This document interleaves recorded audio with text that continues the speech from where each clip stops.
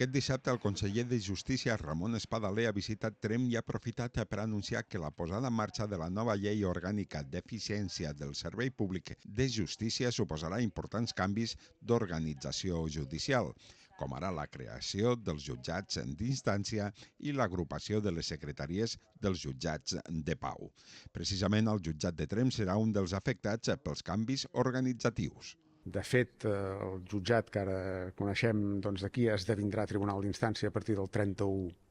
de juliol d'aquest any, per tant, això ja està en marxa i serà una transició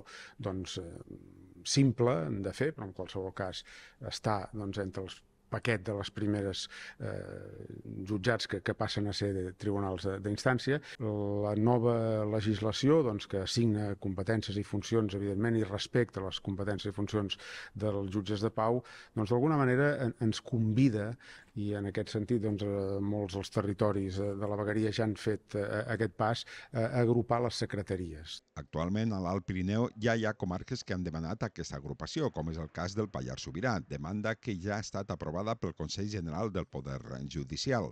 A l'Alta Ribagorça, el Consell Comarcal també ha aprovat fer aquest pas, tot i que encara no han traslladat oficialment al Departament de Justícia. En el cas del Pallars Jussà, Espadaler ha proposat a Romero una reunió dels alcaldes i jutges de pau amb tècnics del departament per explicar-los avantatges d'unificar les secretaries. Hem convocat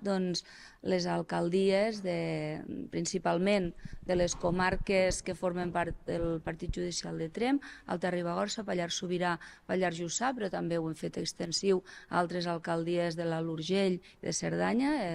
de la majoria de la vegueria, també de la Val d'Aran, per treballar aquesta qüestió d'agrupar les secretaries dels jutjats de pau perquè a través del suport del Departament de Justícia, a través de funcionaris, puguin agilitzar les seves funcions. El conseller preveu una nova visita al municipi per conèixer de primera mà les instal·lacions actuals del jutjat.